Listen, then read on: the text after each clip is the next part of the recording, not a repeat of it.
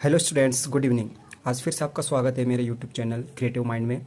आज मैं बताने वाला हूं आपको √5 और √2 और √7 को इरेशनल नंबर कैसे प्रूव करेंगे। जैसे कि मैंने आपको √3 को इरेशनल नंबर प्रूव करके बताया था, वैसे ही हम √5, √2, √7 को इरेशनल नंबर प्रूव करेंगे। √5 हो, √2 हो, √3 हो, √7 हो, √11 हो, √13 हो, इन सभी का तरीका एक ही है, बस डिजिट चेंज है सभी में। आपको एक जैसे ही सारे करने हैं। तो ठीक है, स्टार्ट करता हूँ मैं। चैप्टर नंबर 1 का ही क्वेश्चन है। रियल नंबर्स चैप्टर का नेम है। बुक एक्सरसाइज 1.2 का क्वेश्चन से है। तो हमें प्रूव करना है √5 इज़ एन इरेशनल नंबर। √5 को हमें इरेशनल नंबर प्रूव करके बताना है।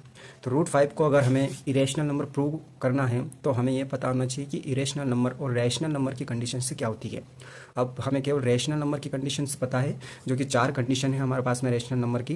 पहला, कोई भी नंबर अगर p/q की फॉर्म में हुआ तो वो रैशनल नंबर होगा। दूसरी कंडीशन ये है कि उसमें q की वैल्यू ज़ीरो नहीं होनी चाहिए। इट मीन्स जो डिनोमिनेटर होगा वो ज़ीरो नहीं होना चाहिए। थर्ड कंडीशन है p एंड q आर को प्राइम। p एंड q जो नंबर्स रहेंगे, नंबरेटर और डिनोमिनेटर में जो नंबर रहेंगे वो को प्राइम नंबर होने चाहिए। को प्राइम नंबर वे होते हैं जिनका कॉमन फैक्टर केवल 1 ही होता हो, वो होते हैं को प्राइम नंबर। ठीक है। और पी एंड क्यू का जो एसएफ रहेगा वो हमेशा 1 ही होना चाहिए। अगर कोई भी नंबर इन 4 कंडीशन को फॉलो कर रहा है तो हम बोल सकते हैं कि वो रेशनल नंबर है। अगर इस 4 कंडीशन में से अगर एक कंडीशन को भी अगर वो फॉलो नहीं करता है तो हम बोल सकते हैं कि वो एक इरेशनल नंबर है। तो चलो हम प्रूफ की तरफ बढ़ते हैं कि √5 इज़ एन इरेशनल नंबर। ये हमें प्रूव करना है। अब क्या करते हैं अपन, पहले इसको हम रैशनल नंबर मान के चलते हैं। क्या मान के चलते हैं? इसको रैशनल नंबर मान के चलते हैं कि √5 एक रैशनल नंबर है। तो अगर ये रैशनल नंबर है तो ये किस फॉर्म में रहेगा? p/q की फॉर्म में रहेगा। तो हमने क्या करा, we assume that √5 is a irrational number, then we have. अगर ये हमने √5 को रैशनल नंबर मान लिया है तो √5 के अपॉन में अपन क्या मान लेंगे? 1। तो ये p की वैल्यू जाएगी और ये q की वैल्यू जाएगी, क्योंकि रैशनल नंबर किस फॉर्म में होती है? p/q की फॉर्म में होती है। तो इसको p/q की फॉर्म में लाने के लिए अपन ने √5 अपन में 1 रख दिया। ठीक है। तो √5 एक रैशनल नंबर ये मान के चल रहे हैं, इसके डिवाइड में अपन ने 1 मान लिया, is equal to p/q late करके चल रहे हैं। अब हम क्या करेंगे, q का मल्टीप्लाई इधर कर देंगे, 1 का मल्टीप्लाई इधर कर देंगे। q का मल्टीप्लाई इधर करेंगे तो हमारे पास में क्या हो जाएगा? q√5 इज इक्वल टू, यहाँ 1 का करेंगे तो क्या हो जाएगा? p। अब क्या करेंगे हम, स्क्वेयरिंग बोथ साइड। क्या लिख देंगे, यहाँ से रूट हटाने के लिए हम स्क्वेयर दोनों साइड करेंगे। ठीक है, स्क्वेयरिंग बोथ साइड। अगर हम दोनों साइड स्क्वेयर करते हैं तो हमारे पास में क्या आता है? q√5 square is equal to p square. अगर ये जो स्क्वेयर है, ये स्क्वेयर हमारे पास में q पर भी है और √5 पर भी है, और दोनों के बीच में क्या है? मल्टीप्लाई है।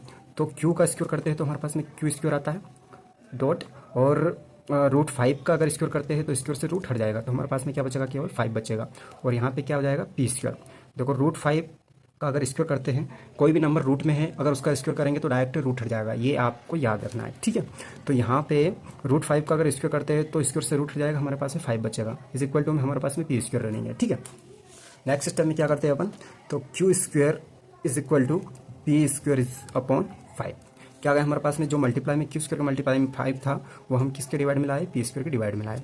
अब इसे इक्वेशन नंबर 1 मान लेते हैं अपन। क्या मान लेते हैं? इक्वेशन नंबर 1 मान लेते हैं। इक्वेशन नंबर 1 से हमें ये पता चल रहा है कि p स्क्वेयर का फैक्टर क्या है हमारे पास में? 5 है। p स्क्वेयर का फैक्टर क्या है हमारे पास में? 5 है। तो जो p है उसका फैक्टर भी 5 ही रहेगा ऑब्वियसली। तो क्या लिख देंगे, we have 5 is a factor of 5 is a factor of p square and p also। जो 5 है वो p स्क्वायर का भी फैक्टर है और p का भी फैक्टर है, दोनों का फैक्टर है। तो अगर ये 5p का फैक्टर है तो इसको अपन ऐसा लिख सकते हैं, then we have p upon 5 is equal to r let करके चल रहे हैं अपन। क्या हम लेट करके चल रहे हैं? r लेट कर रहे हैं। अगर p का फैक्टर 5 है तो इक्वल टू में क्या लेट करके चल रहे हैं? हम r लेट करके चल रहे हैं। अब अगेन क्या करेंगे अपन कि अगेन स्क्वेयरिंग बोथ साइड।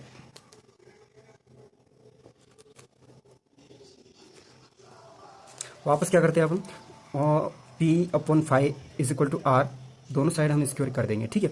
तो यहाँ पे हो जाएगा p/5 का whole square is equal to r square. इसको चाहे कौन सी भी एब्सिड में लिख लो आप, ये मैंने लिख लिया कर्सिव में। ठीक है, r स्क्वायर। अब ये स्क्वायर p पर भी है और 5 पर भी है, तो स्क्वायर हटाएगा तो क्या कर देगा? यहाँ पे p स्क्वायर हो जाएगा, और यहाँ पे 5 का स्क्वायर करेंगे तो 5 5 25 हो जाएगा, और यहाँ पे r square as it is रहेगा।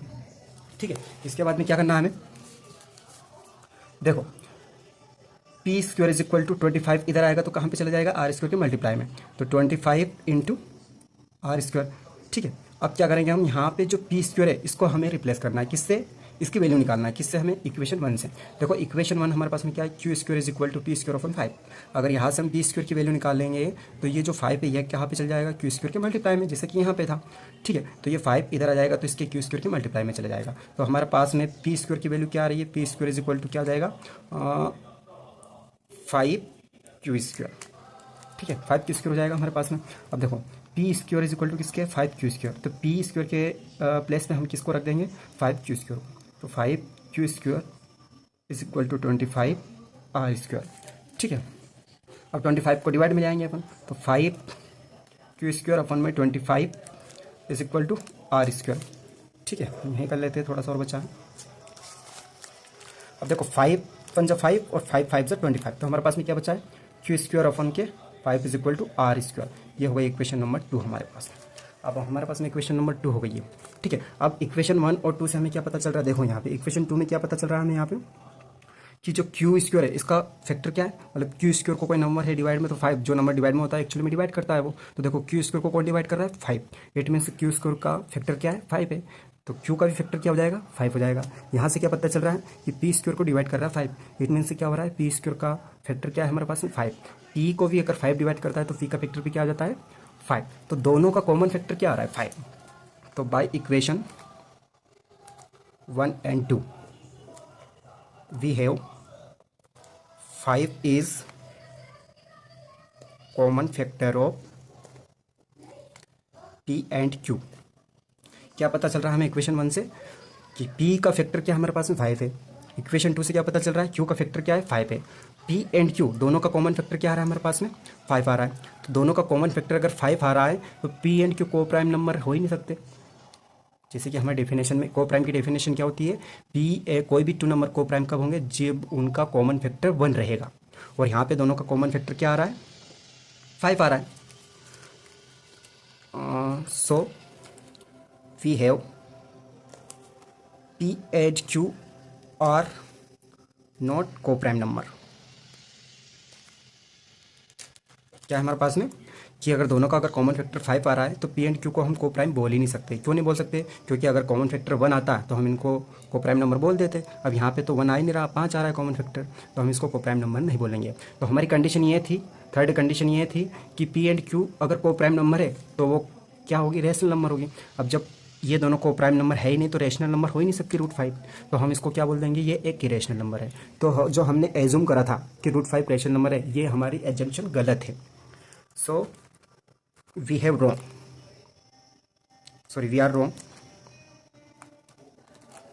√5 is an irrational number proved। देखो एक बार और समझ लेते हैं, √5 को हमें इरेशनल प्रूव करना है। तो √5 को इरेशनल प्रूव करने के लिए हमें पता होना चाहिए कि रेशनल नंबर की कंडीशन से क्या है। रेशनल नंबर की कंडीशन से हमारे पास में क्या क्या है कि नंबर P/Q के फॉर्म में होना चाहिए, Q की वैल्यू 0 नहीं होनी चाहिए, P एंड Q आर को प्राइम। P एंड Q जो 2 नंबर होंगे वो कैसे होने चाहिए, को प्राइम नंबर होने चाहिए, और P एंड Q का हैसियत क्या होना चाहिए, बनाना चाहिए। अगर 4 कंडीशन हमारे पास में है तो ही हम रेशनल नंबर बोलेंगे। अगर 4 कंडीशन में से एक कंडीशन भी अगर फॉलो नहीं हो रही तो उनको बोलेंगे हम इरेशनल नंबर। तो √5 को इरेशनल प्रूव करना है, तो √5 को अगर इरेशनल प्रूव करना है हमें, तो पहले हम एज्यूम करेंगे कि √5 एक रेशनल नंबर है। हम पहले मानेंगे कि ये √5 रेशनल नंबर है। तो हमने अगर मान लिया इसको √5 रेशनल नंबर है तो किस फॉर्म में रहेगा, ये P/Q की फॉर्म में रहेगा। तो इसकी डिवाइड में 1 मान लेंगे अपन, Q का मल्टीप्लाई इधर कर देंगे, 1 का मल्टीप्लाई इधर कर देंगे, दोनों साइड स्क्वायर करेंगे, क्योंकि रूट हटाना हमें, दोनों साइड स्क्वायर करेंगे तो ये स्क्वायर Q पर भी है और √5 पर भी है। ठीक है, और यहाँ पे P स्क्वायर पे ही है, तो Q का स्क्वायर करेंगे तो Q स्क्वायर हो जाएगा, डॉट ऐसे कैसे बीच में, इन दोनों के बीच में कुछ नहीं, मतलब डॉट है मल्टीप्लाई, और √5 को मल्टीप्लाई करेंगे तो 5 आ जाएगा। ठीक है, और P स्क्वायर ऐसे कैसे, अब 5 इसके डिवाइड में आ जाएगा, इक्वेशन नंबर 1 हो गई है। हमें यहाँ से क्या पता चल रहा है, P स्क्वायर की डिवाइड में क्या है, 5 है। इसका मतलब ये है कि P स्क्वायर का फैक्टर क्या है, 5 है। अगर P स्क्वायर का फैक्टर है तो ये P का भी फैक्टर रहेगा। ठीक है, क्योंकि वही नंबर है वो। तो ये है 5 is a factor of P square and P also, दोनों का फैक्टर है वो। ठीक है, अगर वो P स्क्वायर का फैक्टर है तो वो P का भी फैक्टर रहेगा। तो P के डिवाइड में 5 लेके चलेंगे तो आंसर क्या आ जाएगा हमारे पास में, R। एक लेट करके मान करके चल रहे हैं हम कि P/Q इज इक्वल टू किसके रहेगा, R के फॉर्म में रहेगा। तो वापस इस पर स्क्वायर करेंगे तो P/5 का होल स्क्वायर कर देंगे, R स्क्वायर कर देंगे। तो P का स्क्वायर करेंगे तो P स्क्वायर हो जाएगा, और 5 का स्क्वायर करेंगे तो 5 5 25 हो जाएगा। ठीक है, R स्क्वायर ऐसे कैसे। अब देखो यहाँ पे हमने क्या कर दिया, 25 इधर ले आए अपन तो 25 आर स्क्वायर हो गया और पी स्क्वायर डिवाइड में 6 बच गया। अब यहाँ से हमें पी स्क्वायर को हटाना है, पी स्क्वायर हटाने से मतलब पी स्क्वायर की वैल्यू रखना है हमें। पी स्क्वायर की वैल्यू कहाँ से जाएगी हमारे पास में, इक्वेशन 1 से। देखो पी स्क्वायर की वैल्यू निकालना, तो जिसकी वैल्यू निकालनी होती है वो अकेला रहना चाहिए, तो पी स्क्वायर को अकेला रखना हमें। तो 5 इसके डिवाइड में तो यहाँ पर आ जाएगा, तो किसके मल्टीप्लाई में आ जाएगा, क्यू स्क्वायर के मल्टीप्लाई में आ गया। तो P square is equal to हो जाएगा 5 क्यू स्क्वायर। तो हमने पी स्क्वायर को रिप्लेस करा 5 क्यू स्क्वायर से, is equal to 25 R square. ऐसे कैसे 25 आ जाएगा डिवाइड में, तो यहाँ पे देखो 5 5 5 5 से 25 टाइम कट हो जाएगा। अब यहाँ से बच गया क्यू स्क्वायर अपॉन में 5 is equal to R square, equation 2। अब इक्वेशन 1 और इक्वेशन 2 से हमें ये पता चल रहा है कि जो 5 है वो पी का भी फैक्टर और क्यू का भी फैक्टर है। दोनों का फैक्टर क्या आ रहा है, 5 आ रहा है। इसका मतलब ये हुआ कि दोनों का कॉमन फैक्टर क्या आ रहा है, 5 आ रहा है। जबकि हमारी कंडीशन ये थी कि दोनों को प्राइम होनी चाहिए। को प्राइम का मतलब ये हुआ कि दोनों का कॉमन फैक्टर 1 ही आना चाहिए, और यहाँ पे कॉमन फैक्टर क्या आ रहा है, 5। तो ये इस थर्ड कंडीशन को फॉलो नहीं कर रहा है, थर्ड के साथ में फोर्थ को भी फॉलो नहीं कर रहा है, ठीक है। तो इनका कॉमन फैक्टर आना चाहिए 1, और यहाँ पे आ रहा है ये 5। तो जो हमने एज्यूम करा था कि √5 रेशनल नंबर है, तो हमारी एजम्पशन गलत है। क्यों है, क्योंकि इसका HCF और को प्राइम नंबर होने चाहिए P एंड Q, जबकि ये यहाँ पे कुछ और ही दिखा रहा है।